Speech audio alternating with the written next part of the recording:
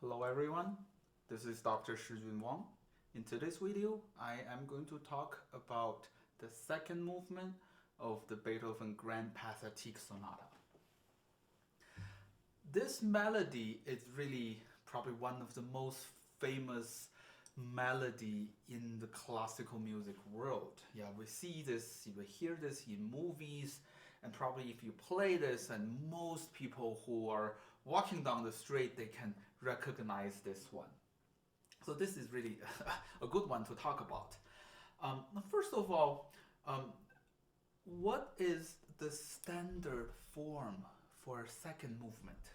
We know for the first movement of most of sonatas, it's the sonata allegro form, or we refer it as the sonata form. Has the exposition, development, and then the recap. And not only piano sonatas uses this, right? Other instrument, violin sonatas, cello sonatas, symphonies, even string quartets, right? It's really a lot of genres uses this form. But what's the most commonly used form for the second movement?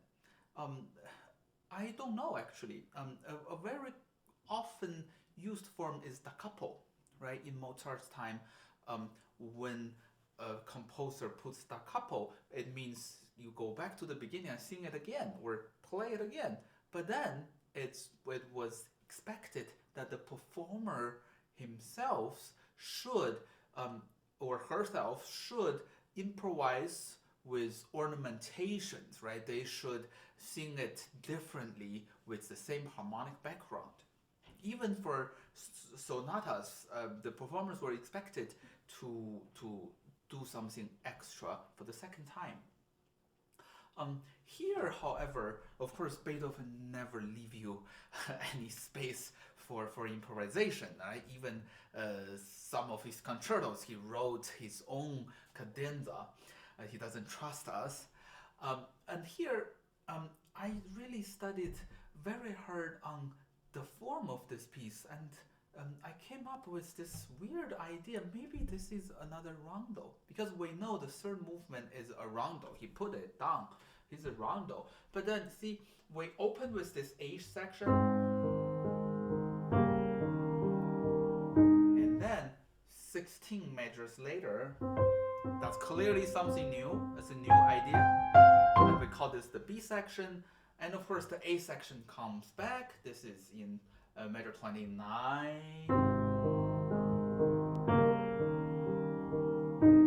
And then 8 measures later, this time he didn't state this same thing twice. 8 measures later,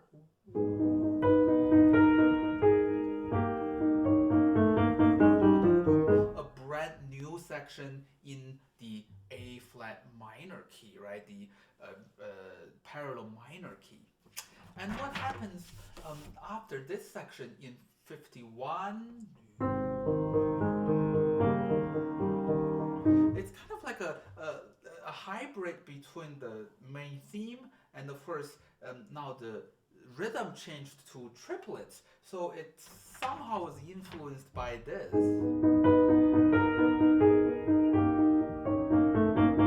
So it's kind of like the child of A section and then the C section. So here we have A, B, A, C, A, almost like a very short rondo. Another interesting fact on this very beautiful opening melody is that this same texture, even the same range, even the same melodic shapes remind me of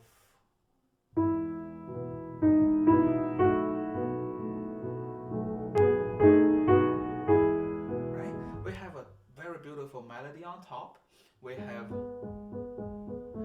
this middle voice, and it's a harmonic filler, and we have right. I guess the only difference is that the left hand in the Beethoven sonata in this movement, it doesn't change. It doesn't have this rhythmic spice, so it's quarter notes. But really, see,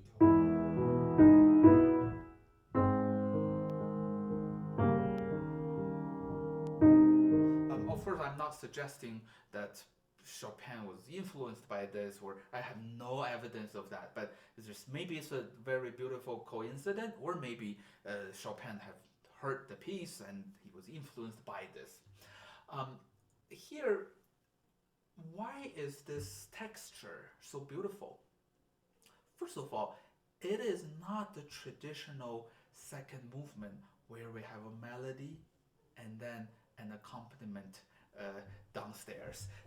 This is a polyphonic writing. We have the top and then almost a second melody in contrary motion, right?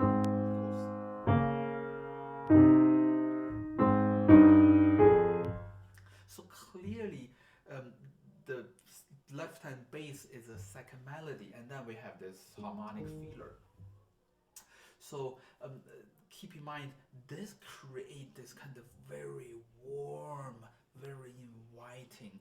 I see nothing sad in this. Maybe you disagree with me, but really I see this as like such a comforting opening. He puts adagio cantabile, so singing, okay? However, I have to remind everyone, don't indulge yourself into this beautiful melody so much so that you start it super slow. Why? Because 36 measures later, you have this floating moment.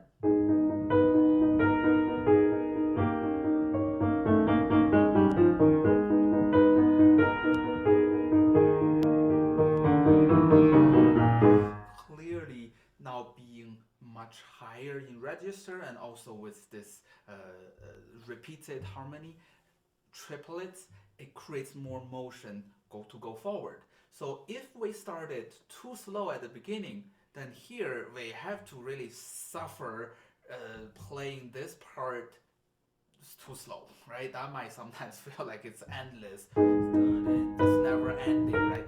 So think about this. What's a comfortable yet acceptable tempo for the opening? So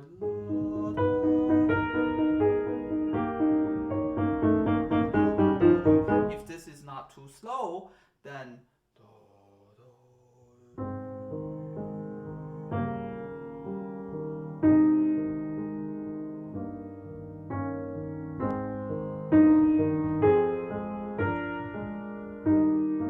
play the opening with more movement.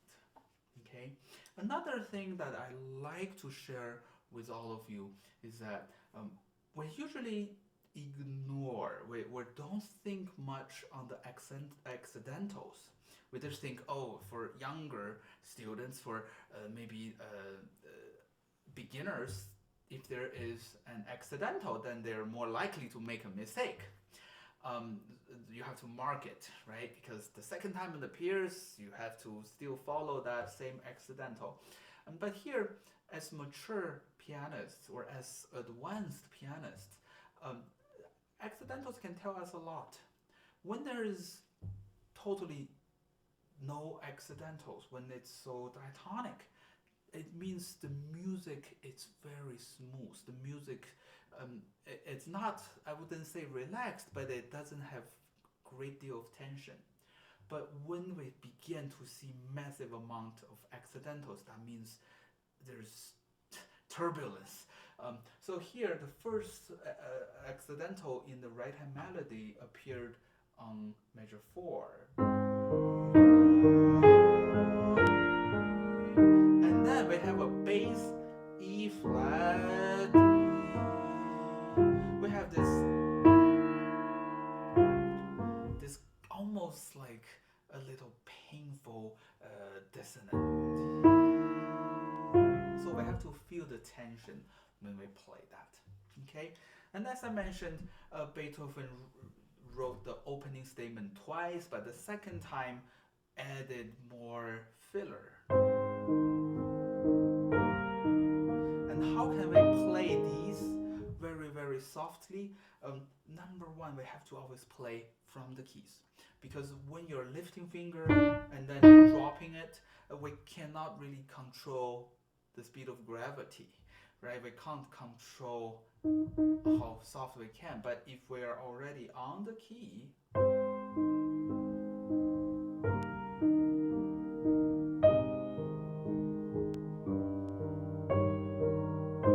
then the middle voice can be very, very quiet.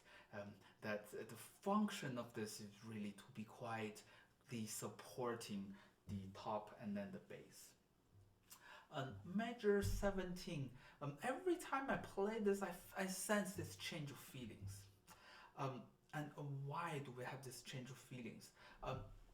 First of all, it changed, the texture changed. It's no longer polyphony, it's homophony. So its left hand is pure harmonic accompaniment.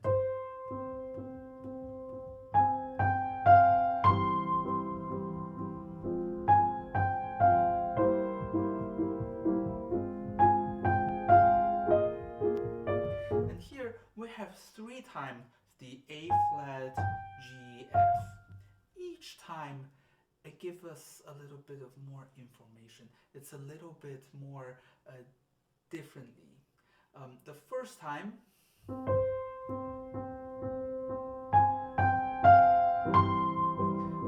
well, I wouldn't say it's loud, but it's more direct. Second time, it halves back a little bit. And maybe the third time finds a way out. A much longer phrase.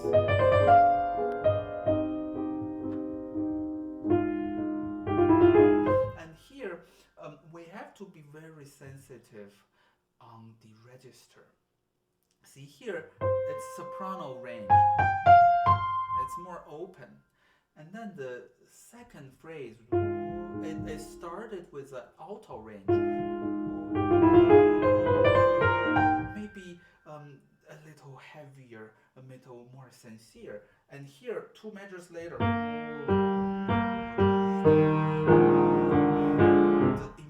is getting thicker and thicker with the help of two-note slurs. So even the middle voice here in this two-note slur are helping to create this atmosphere.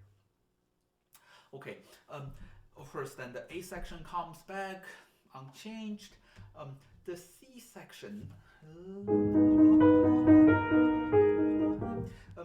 it's no longer just homophony. It's almost like a conversation, right? Left hand almost interrupted before the right hand finished.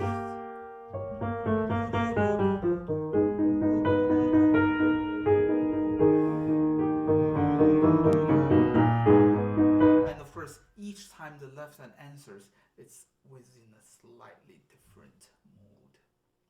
And here, this is from my experience teaching this piece.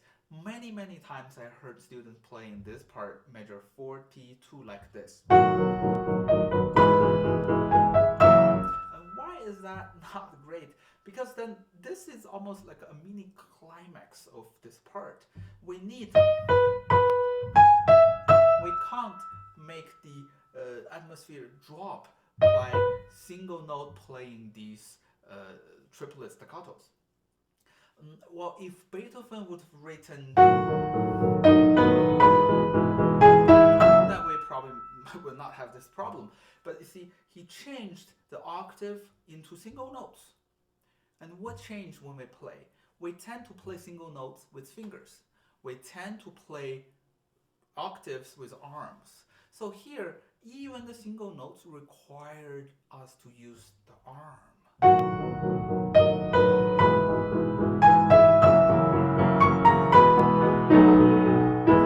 So that we can have the same sound quality, the same tone when we play this part.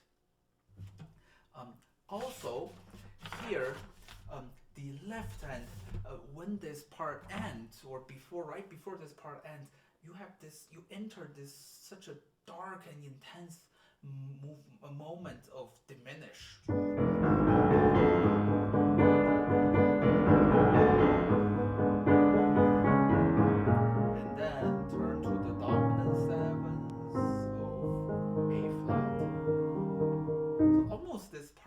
every time I play this, almost like you're reborn, right? After this period of darkness, you're again alive again.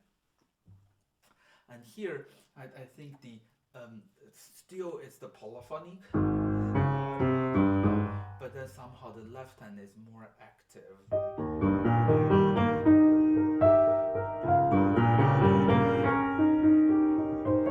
With this triplet rhythm. And this piece ends another time, something interesting.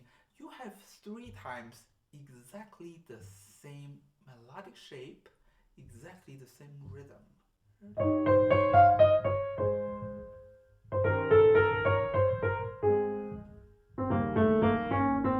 But of course, we have to play each time slightly different.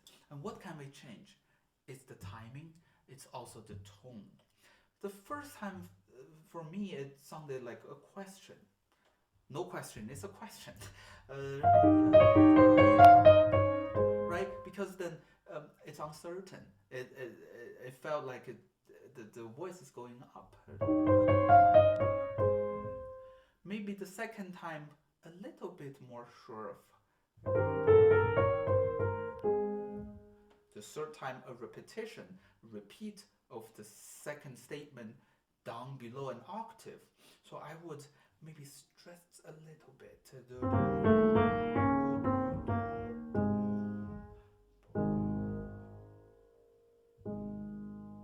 Because people tend to speak a little faster when they're asking questions, and they tend to speak it a little slower when they're answering. And finally, this, when you're very certain, like an old wise man, then you slow down a little bit.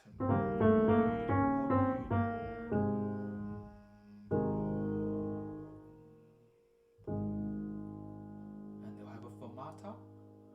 And here I imagine almost like a movie director, you're zooming out from the scene, so you're still seeing this character, but then the character is getting smaller and smaller while you see a bigger and bigger picture ascending.